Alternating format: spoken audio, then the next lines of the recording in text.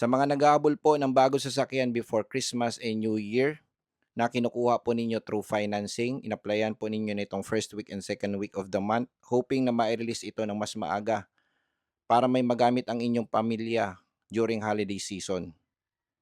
Pero medyo may agam-agam po kayo o medyo kinakabahan po kayo dahil until now, wala pa rin tumatawag or CI coming from the bank.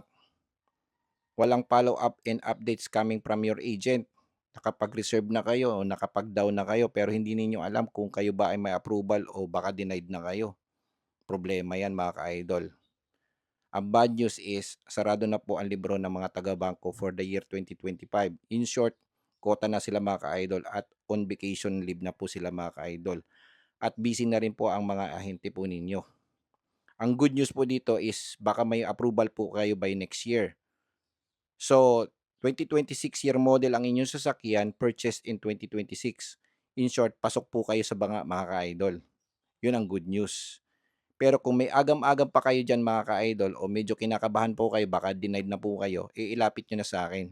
Magpakonsulta na kayo kay The Car Loan Expert at bibigyan ko po kayo ng comprehensive advice. Malay niyo, ma-troubleshoot po natin 'yan ng mas maaga.